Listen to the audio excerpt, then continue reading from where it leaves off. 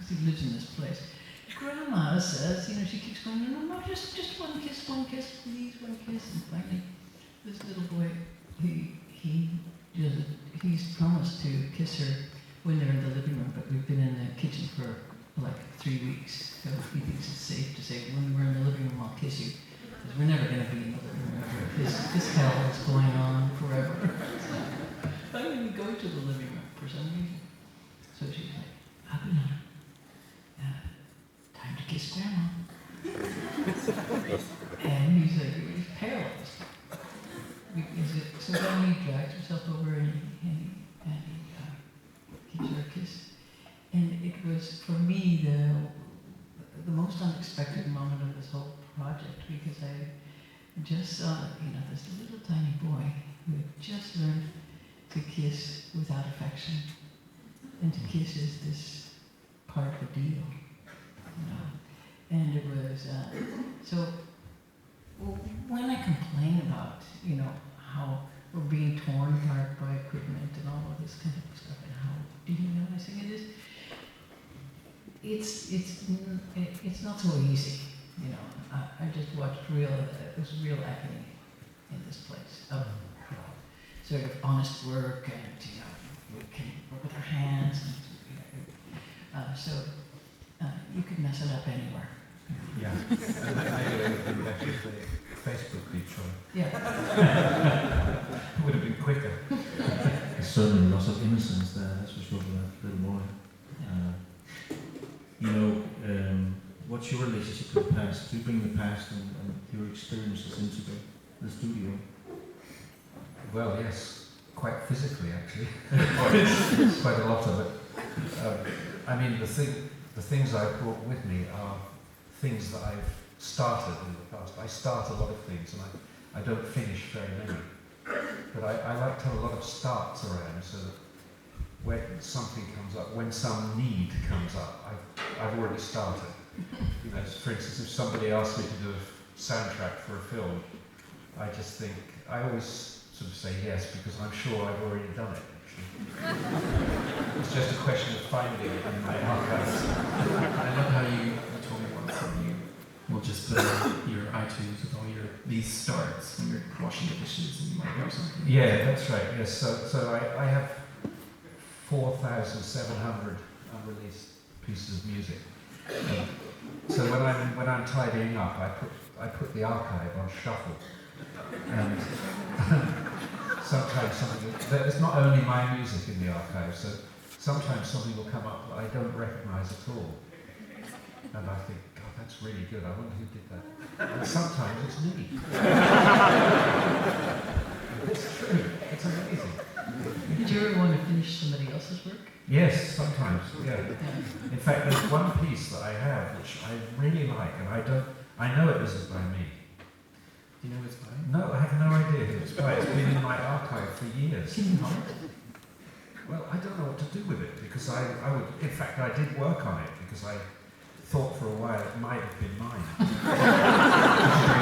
I realised it was just too good. Did you bring it? Did you bring it with you? No, I haven't got it. I just thought that was really lovely. What's making it good? Sorry? What makes it That's a good good? question. I think what makes it good is that it's obviously not by me. You know what I mean? It's unfamiliar. There's something about it that I wouldn't have done, which is, I know it's not by me. What is it that you wouldn't have done? Are you saying I should copy this person? Are you saying I should make my own version? It's quixotic in a way that I wouldn't be. It has a couple of changes in it that are very surprising. And I just know that I don't do that kind of surprise. It's not my thing. Yeah. I do another kind of surprise, but not that kind. Other surprises. They're sort of rather slow, my surprises. It's quite a long time afterwards you think, oh, that was surprising. Maybe another word for that. Slow surprise. Do you ever listen to your own releases of the records? Not very much, no. Well, I don't know. course? You have to pay me to do that. No, never, absolutely never. And when I'm on some show, now let's play some of your old. I need you. Yeah. I can't stand it. I don't like it much either. It's No. funny. Sometimes if it takes you by surprise, it works. What about your ambient music that you make? Because you were saying you create that sometimes to create states. Yeah, so that's a bit different. I do use that sometimes. Yeah, I think of that as functional music. So, but the only times I ever, it's when I hear my own music out of context sometimes, and for about 10 seconds I think, wow, I really like that, and then I realise it's me, and then I think, Well, no, why should I don't. why should that come into play then? If you, what happens there? I tell you what happens. As soon as you realise it's you then start thinking of how you could do it better, how you could change it, how you would do it now if you started out. Why didn't you do this and why didn't you do that? You start precipitating every little action. Yeah. I think that's what it is. It's very hard to regard your own work as sacred in any way, which is what you often do with other people's work. You know, I would never look at a Velasquez painting and think, oh, I think the hair could be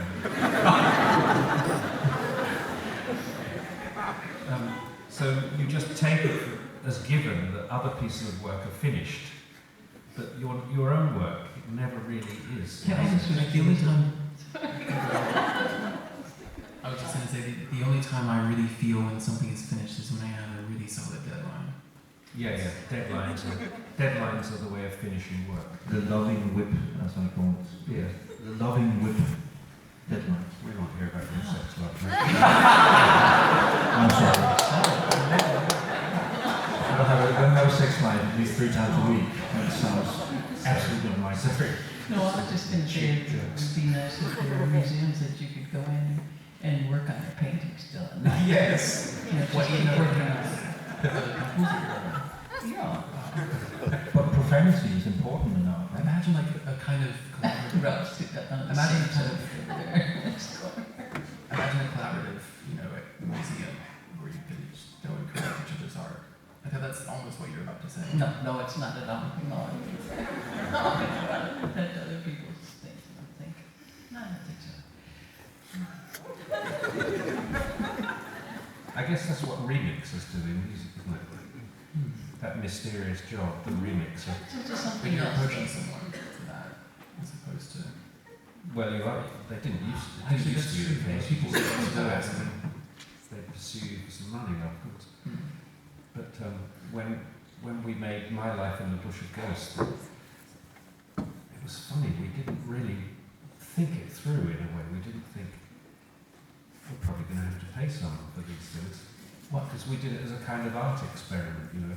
I remember Kim Gordon did something she exhibited at the Hayward, which was a kind of collaborative piece where she had a structure inside the museum, and she had various elements of the music, and she invited the people to come in and remix it and add their own voice into the song, and then create the artwork for this record. I thought that was quite a fabulous idea, actually. Did it sound any good? I don't remember it, so it must not have. But I just remember it being quite an engaging idea. Next question. Yeah. I want to ask you about Stockhausen.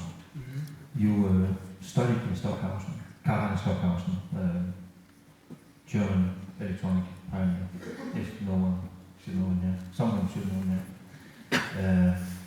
What did you learn from that? And what was it like? Well, I will say that he's a lion.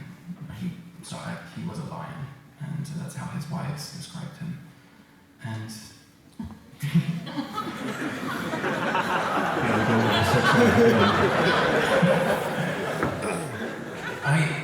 Stockhausen really was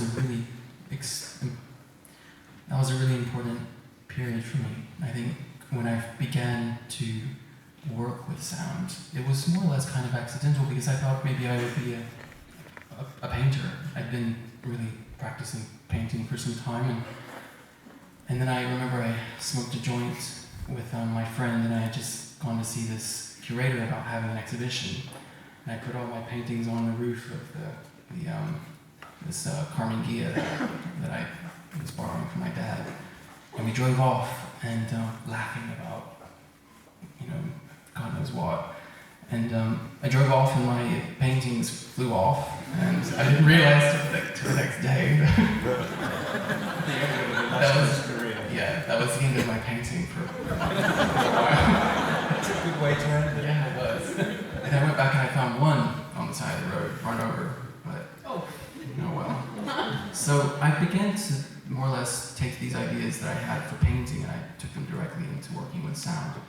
And I wasn't interested in music at first at all. I was really interested in destroying music to see what could come out of that rubble, those ashes, and see if something, I figured if anything personal was going to arise, it would come out of the destruction of that. And it wasn't until I came to London and I met all these rock and rollers, like the Kills and the Libertines, and they were more or less the only people who I knew who were musicians. I didn't really find my tribe until later.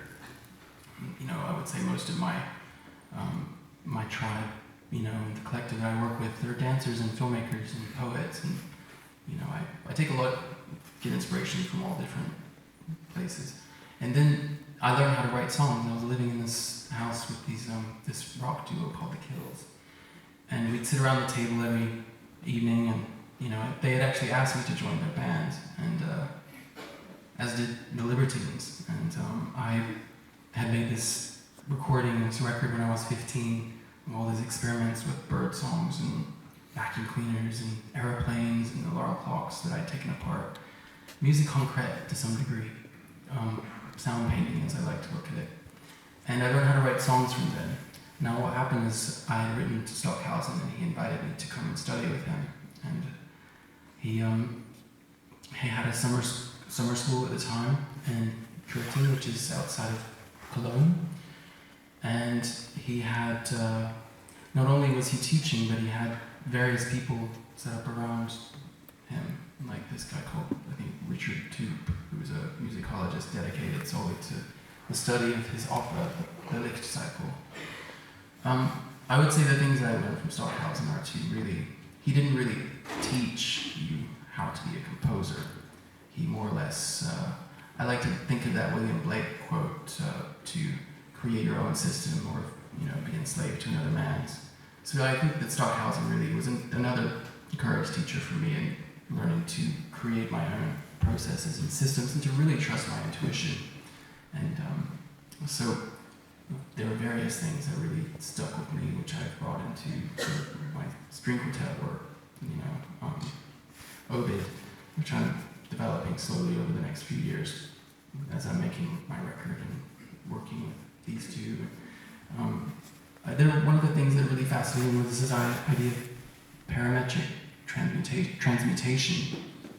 And he would take an image of, say, or an object, and he would begin to he would teach us how anything can be the basis for a composition, and then he'd start to stretch it, and just pull it apart.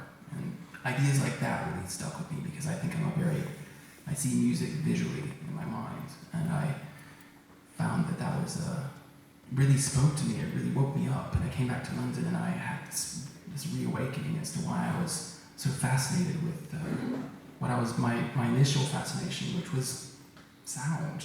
So I credit him for that. He really brought me into that, and I learned a lot of how to write songs through listening to Lou Reed, for example, in the Velvet Underground. I think that he was a great teacher for how to write a song that was almost crystallized. I remember I saw Lou as being like the Bach of rock, and much better than Bach. So I had various avenues, and then I found my interest in sound was pretty much coalesced with that in a really strong way, and I was very grateful for that opportunity. Are you still making paintings? Who's that? You. Are you still making paintings? No, I'm wanting to work with film now as well, and maybe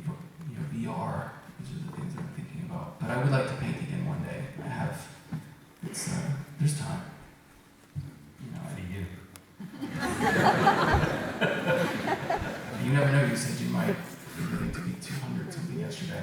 Did I? Mhm. I must have been in a good mood. With the technology. Ebe, did you just say that Velvet Underground was much better than Bach? Did I? Yeah, I think Bach is a very overrated composer. Right? I find Wendy Carlos did him justice. I find him such an annoying composer. Really gets on my nerves. It's just like listening to mathematics to me. It's so emotional though. I don't find it emotional. No, I mean I do find some the fugues to me are just algorithms, and I'm quite sure this will sound like a ridiculous boast, but I'm quite sure I could come up with an algorithm that would produce infinite Bach. And yes, that's exactly what David Cope did. Yeah. And how So did you? the experiment has been done, Yeah, and people can't tell the difference. Mm-hmm. Even Bach scholars can't tell the difference. Really? Yeah. Really? I think There that's was a what competition, right? There was a competition, yes. So the competition featured the computer writing infinite Bach, churns it out day and night forever. A Bach scholar who was convinced that he could write much better Bach than a computer could write, and a little known piece of Bach. And the audience judged them as being authentic Bach in this order: computer number 1, authentic Bach number 2, Bach scholar number 3. It was a well-conducted experiment. Not a joke, you know. But I think that things like the St. Matthew Passion are quite different from that. But the fugues, you know, we don't have to be so reverent about classical things. We can thoroughly enjoy them, but then we can say, and we could now do better. I remember that became clear to me when I heard a young Canadian guitar player who had completely assimilated the style of Eric Clapton and could play better than Eric Clapton. He just happened not to be Eric Clapton, so of course. But you know, there's so much mystique about being an artist. I often think those late Miles Davis records that I like so much, like On the Corner and Pictures Brew and so on. Suppose that they had been done by an overweight heating engineer from Dusseldorf. Would we feel the same way about them? Because I think we don't just listen to music, we listen to the whole story that comes with it. I was talking earlier about stories. We don't hear music or see any piece of art in the abstract. We see everything that goes with it as well, and we see the mystique of the artist and the time that it happened in and the particular struggle that represented. Absolutely. So when all of that history is subtracted, you're left with a form, and the form is replicable sometimes. So we're kind of brushing on artificial intelligence here, right? And will that be the disadvantage of artificial intelligence composing music, that we can't make a narrative that is appealing to us because it was just an algorithm did it? Will that be how we can compete with artificial intelligence in the future? Well, I think it just ups the ante. I'll tell you a very interesting story. Do any of you know the drummer called Jojo Mayer? Great drummer, I think. He's probably knows when Denmark outlawed slavery. He's a drummer who, at a certain point, became very interested in computer drumming, which is to say drum and bass. You know, drum and bass, this very, very fast, impossible to play type drumming. He became interested in that and decided that that's how he wanted to play. And he now plays this amazing new form of drumming. So he's taken the AI and gone a step ahead of it. Now, of course, I've become very interested in seeing if I can write algorithms that outplay Jojo Mayer. And I just was in touch with him actually because I wanted to send him some of the results. And I'm quite sure that when he hears them, he'll jump them again. And I think this is what we always do with technologies. Because artificial intelligence is always seen as this sort of sudden change, but we've been doing artificial intelligence for about 5,000 years, actually. Artificial intelligence is any intelligence that comes from somewhere else but your own mind, actually. And of course, since we're all human beings dependent on the minds of thousands and hundreds of thousands of other people, we're completely used to artificial intelligence, I think. Just think of how we got here. We came on planes and taxis and buses and what have you. Just think of all the infrastructure, all the other minds that were involved in setting all of that up. Just think of the number of people involved in getting us the champagne that we had before we came on, or the nuts or whatever. Humans don't live as independent creatures. We haven't done for thousands of years. And so we've been partaking in intelligence from unknown sources, mostly human, but not only human, for a very long time. So I'm not so worried about this artificial intelligence issue as other people are. And furthermore, as I say, I don't see it as something that suddenly starts happening. You know, suddenly next year, AI takes over. AI has taken over. We've been AI for a long, long time. But do you Does this make sense? No. You said you saw that Werner Herzog film. I haven't seen it yet, but is that... It's pretty dark. It's dark, yeah. In terms of AI. But it's not really AI, because your interpretation of that is a good one. And I think AI is some new scary thing that's ridiculous. Yeah. But his film called Lo and Behold, which you might have seen, is about the origin and beginnings of the internet and what people hope to get from that. And he says, and now, and he talked to a lot of people who built it and who had dreamed about how it's going to connect people in this new way. And it's pretty dark. He said, it's something like 90% of the traffic is porn. That's what it's mostly used for now. So the rest is just making your airline reservations. But and it's not seen as AI. It's just seen as a big engine, which information engine. Well, we reserve the word AI for the things we're frightened of. So that we use AI so naturally now that we don't even think about it.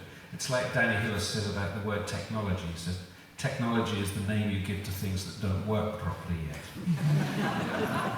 So, no one thinks of the grand piano as technology, but it's an incredibly complicated piece of technology. It's amazing. It must have been astonishing when the first pianos were being made. I'm sure there were people saying, oh, fucking technology, it's not music. It's bloody mechanical levers and